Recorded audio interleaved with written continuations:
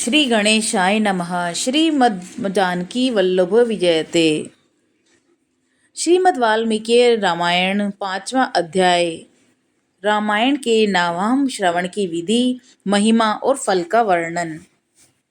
सूत जी कहते हैं, रामायण का यह महात्म्य सुनकर मुनीश्वर सनत कुमार बहुत प्रसन्न हुए। उन्होंने मुनि श्रेष्ठ नारद जी से पुनः जिज्ञासा की। सनत कुमार बोले, मुनीश्वर, आपने रामायण का महात्म्य कहा है, अब मैं उसकी विधि सुनना चाहता हूँ। महाभाग मुने, आप तत्वार्थ ज्ञान में कुशल हैं, अतः अत्यंत कृपा पूर्वक इस विषय को यथार्थ रूप से बताएं। नारद जी ने कहा, महर्षियों, तुम लोग एकाग्रचित्त होकर रामायण की ये विधि सुनो, जो संपूर्ण लोकों में विख्यात है। वह स्वर्ग और मोक्ष संपत्ति की वृद्धि करने वाली है। मैं रामायण कथा श्रवण का विधान बता रहा हूँ, तुम सब लोग उसे सुनो। रामायण कथा का अनुष्ठान करने वाले वक्ता एवं श्रोता को भक्ति भाव से भावित होकर उस विधान का पालन करना चाहिए। उस विधि का पालन करने से करोड़ों पाप नष्ट हो जाते हैं। चैत्र माघ तथा कार्तिक मास के शुक्ल पक्ष की पंचमी तिथि को कथा आरंभ करनी चाहिए। पहले स्वस्ति वाचन करके फिर ये संकल्प करें कि हम 9 दिनों तक रामायण की अमृतमयी कथा सुनेंगे। फिर भगवान से प्रार्थना करें, श्री राम जी, आज से प्रतिदिन मैं आपकी अमृतमयी कथा सुनूंगा। यह आपके कृपा प्रसाद से परिपूर्ण हो। नित्य प्रति अपमार्ग की शाखा से दंत शुद्धि करके राम भक्ति में तत्पर हो विधि पूर्वक स्नान करें। अपनी इंद्रियों को संयम में रखकर भाई बंधुओं के साथ स्वयं कथा सुने। पहले अपने कुलाचार के अनुसार दंत धावन पूर्वक स्नान करके श्वेत वस्त्र धारण करें। शुद्ध होकर घर आकर मौन भाव से दोनों पैर धोने के पश्चात आचमन करके भगवान नारायण का स्मरण करें। फिर प्रतिदिन देव पूजन करके संकल्प पूर्वक भक्ति भाव से रामायण ग्रंथ की पूजा करें। वृत्ति पुरुष आह्वान, आसन, गंध, पुष्प आदि के द्वारा ओम नमो नारायणाय इस मंत्र से भक्ति परायण होकर पूजन करे। संपूर्ण पापों की निवृत्ति के लिए अपनी शक्ति के अनुसार 1, 2 या 3 बार प्रयत्न पूर्वक होम करे। इस प्रकार जो मन और इंद्रियों को संयम में रखकर रामायण की विधि का अनुष्ठान करता है, वह भगवान विष्णु के धाम में जाता है, जहां से लौटकर वह फिर इस संसार में नहीं आता। जो रामायण संबंधी व्रत को धारण करने वाला तथा धर्मात्मा है, वह श्रेष्ठ पुरुष चांडाल अथवा पतित मनुष्य का वस्त्र और अन्न से भी सत्कार न करे। जो नास्तिक, धर्म मर्यादा को तोड़ने वाले, पर निंदक और चुगलखोर हैं, उनका रामायण व्रतधारी पुरुष वाणी मात्र से भी आदर न करे। जो पति के जीवित रहते ही पर पुरुष के समागम से माता द्वारा उत्पन्न किया जाता है, उस जारज पुत्र को कुंड कहते हैं। ऐसे कुंड के यहाँ जो भोजन करता है, उस जो गीत गाकर जीविका चलाता है, देवता पर चढ़ी हुई वस्तु को भोग करने वाले मनुष्य का अन्न खाता है, वेद है, लोगों की मिथ्या प्रशंसा में कविता लिखता है, देवताओं तथा ब्राह्मणों का विरोध करता है, पराये अन्न का लोभी है और पर स्त्री में आसक्त रहता है, ऐसे मनुष्य का भी रामव्रती पुरुष वाणी मात्र से भी आदर न करे। इस प्रकार दोषों से दूर और शुद्ध होकर जितेंद्रिय एवं सबके हित में तत्पर रहते हुए जो रामायण का आश्रय लेता है, वह परम सिद्धि को प्राप्त होता है। गंगा के समान तीर्थ, माता के तुल्य गुरु, भगवान विष्णु के सदृश देवता तथा रामायण से बढ़कर कोई उत्तम वस्तु नहीं है। वेद के समान शास्त्र, शांति के समान सुख और शांति से बढ़कर ज्योति और रामायण से उत्कृष्ट कोई काव्य नहीं है। क्षमा के सदृश बल, कीर्ति के समान धन, ज्ञान के सदृश लाभ और रामायण से बढ़कर कोई उत्तम ग्रंथ नहीं है। रामायण कथा के अंत में वेदज्ञ वाचक की दक्षिणा सहित गो का दान करें। उन्हें रामायण की पुस्तक तथा वस्त्र आभूषण आदि दें।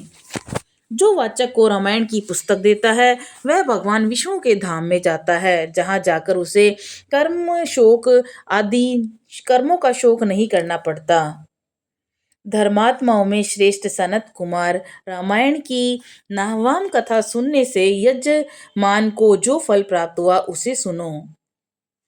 पंचमी तिथि को रामायण की अमृतमयी कथा को आरंभ करके उसके श्रवण मात्र से मनुष्य सब पापों से मुक्त हो जाता है। यदि 2 बार यह कथा श्रवण की गई तो श्रोता को पुंडरीक यज्ञ का फल मिलता है।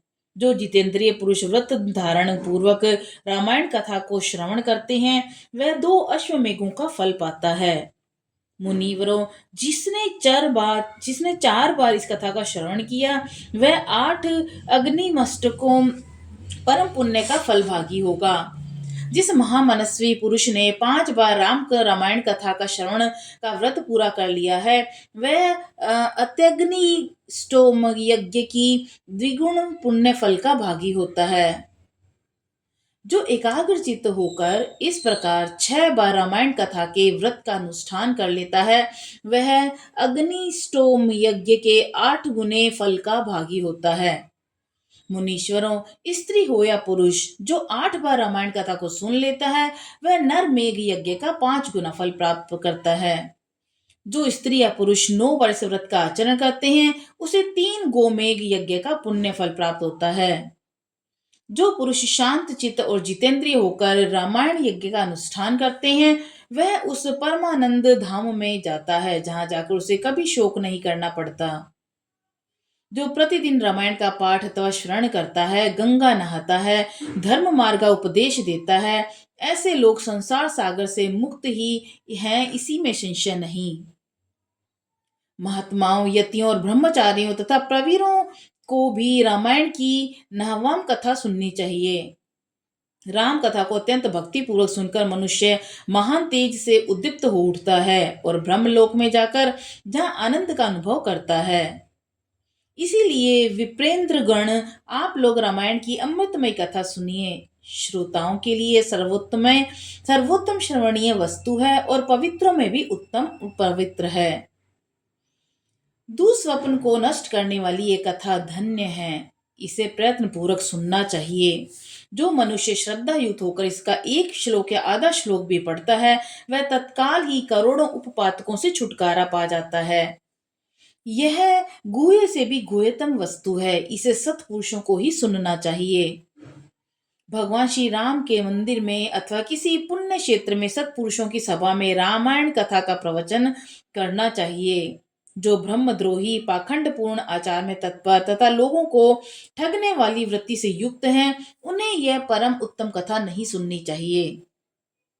जो काम आदि दोषों का त्याग कर चुके हैं, जिनका मन राम भक्ति में अनुरक्त रहता है तथा जो गुरुजनों की सेवा में तत्पर है, उन्हीं के समक्ष ये मोक्ष की साधनभूत कथा बांचनी चाहिए। श्री राम सर्वदेवमय माने गए हैं। वे आर्त प्राणियों की पीड़ा का नाश करने वाले हैं तथा श्रेष्ठ भक्तों पर सदा ही स्नेह रखते हैं। वे भगवान भक्ति से ही संतुष्ट होते हैं, दूसरे किसी उपाय से नहीं। मनुष्य विवश होकर भी उनके नाम का कीर्तन अथवा स्मरण कर लेने पर समस्त पातकों से मुक्त हो परम पद का भागी होता है। महात्माओं, भगवान मधुसूदन संसार रूपी भयंकर और दुर्गम वन को भस्म करने के लिए दावानल के समान हैं। वे अपना स्मरण करने वाले मनुष्यों के समस्त पापों को शीघ्र ही नाश कर देते हैं। इस पवित्र काव्य के प्रतिपाद्य विषय वे ही हैं, अतः यह परम उत्तम काव्य सदा ही श्रवण करने योग्य है। इसका श्रवण अथवा पाठ करने से यह समस्त पापों का नाश करने वाला है। जिसकी श्री राम रस में प्रीति और भक्ति है वही संपूर्ण शास्त्रों के अर्थ ज्ञान में निपुण और कृतकृत्य है। ब्राह्मणों, उसकी उपार्जित की हुई तपस्या पवित्र, सत्य और सफल है, क्योंकि राम रस में प्रीति हुई बिना रामायण के अर्थ श्रवण में प्रेम नहीं होता। जो द्विज इस भयंकर कलिकाल में रामायण तथा श्री राम नाम का सहारा लेते हैं वे ही कृतकृत्य हैं। रामायण की इस अमृतमयी कथा का नाहवाम श्रवण करना चाहिए। जो महात्मा ऐसा करते हैं वे कृतज्ञ हैं, उन्हें प्रतिदिन मेरा बारंबार नमस्कार है। श्री राम का नाम केवल श्री राम नाम से ही मेरा जीवन है। कलयुग में और किसी उपाय से जीवों की सदगति नहीं होती, नहीं होती, नहीं होती। सूत जी कहते हैं, महात्मा नारद जी के द्वारा इस प्रकार ज्ञानोपदेश पाकर सनत कुमार जी को तत्काल ही परमानंद की प्राप्ति हो गई। अतः विप्रवरों, तुम सब लोग रामायण की अमृतमयी कथा को सुनो और रामायण को 9 दिनों में ही सुनना चाहिए। ऐसा करने वाला समस्त पापों से मुक्त हो जाता है। द्विजोत्तम, इस महान काव्य को सुनकर जो वाचक की पूजा करता है उस पर लक्ष्मी सहित भगवान विष्णु प्रसन्न रहते हैं। विपेंद्र गण, वाचक के प्रसन्न होने पर ब्रह्मा, विष्णु और महादेव जी प्रसन्न हो जाते हैं। इस विषय में कोई अन्यथा विचार नहीं करना चाहिए। रामायण के वाचक को अपने वैभव के अनुसार गऊ, वस्त्र, सुवर्ण, रामायण की पुस्तक आदि वस्तुएं देनी चाहिए। उस दान का पुण्य फल बता रहा हूँ, आप लोग एकाग्रचित्त होकर सुने। उस दाता को ग्रह तथा भूत वेताल आदि कभी बाधा नहीं पहुंचाते। श्री रामचरित का श्रवण करने पर श्रोता के संपूर्ण श्रेय की वृद्धि होती है। उसे न तो अग्नि की बाधा प्राप्त होती है और न ही चोर आदि का भय होता है। वह इस जन्म में उपार्जित किए हुए समस्त पापों से तत्काल मुक्त हो जाता है। वह इस शरीर का अंत होने पर अपनी 7 पीढ़ियों के साथ मोक्ष का भागी होता है। पूर्व काल में सनत कुमार मुनि के भक्ति पूर्वक पूछने पर नारद जी ने उनसे जो कहा था वह सब मैंने आप लोगों को बता दिया। रामायण आदि काव्य है। ये संपूर्ण वेदार्थों की सम्मति के अनुकूल है। इसके द्वारा समस्त पापों का निवारण हो जाता है। यह पुण्यमय कावा संपूर्ण दुखों का विनाशक तथा समस्त पुण्यों तथा यज्ञों का फल देने वाला है। जो विद्वान इसे एक या आधे श्लोक के पाठ भी एक का भी पाठ करता है उन्हें कभी पापों का बंधन नहीं प्राप्त होता। श्री राम जी को समर्पित किया हुआ ये पुण्य काव्य संपूर्ण कामनाओं को देने वाला है। जो लोग भक्ति पूर्वक से सुनते हैं, समझते हैं, उनको प्राप्त होने वाले पुण्य फल का वर्णन सुनो। वे लोग 100 जन्मों में उपार्जित किए हुए पापों से तत्काल मुक्त होके अपनी हजारों पीढ़ियों के साथ परम पद को प्राप्त होते हैं। जो प्रतिदिन श्री राम का कीर्तन सुनते हैं उनके लिए तीर्थ सेवन, गोदान, तपस्या तथा यज्ञों की क्या आवश्यकता है। चैत्र, माघ और कार्तिक में रामायण की अमृतमयी कथा का नामवाम पारायण सुनना चाहिए। रामायण श्री रामचंद्र जी की प्रसन्नता प्राप्त कराने वाला, श्री राम भक्ति को बढ़ाने वाला, समस्त पापों का विनाशक, समस्त संपत्तियों की वृद्धि करने वाला है। जो एकाग्रचित्त होकर रामायण को सुनता अथवा पढ़ता है वह सब पापों से मुक्त हो भगवान विष्णु के लोक में चला जाता है। बोलो सियावर रामचंद्र जी की जय। इस प्रकार श्री स्कंद पुराण के उत्तरखंड में श्री नारद सनत कुमार संवाद के अंतर्गत रामायण महामातम्य के प्रसंग में फल का वर्णन नामक 5वां अध्याय पूरा हुआ। बोलो सियावर रामचंद्र जी की जय। पवन सुत हनुमान जी की जय।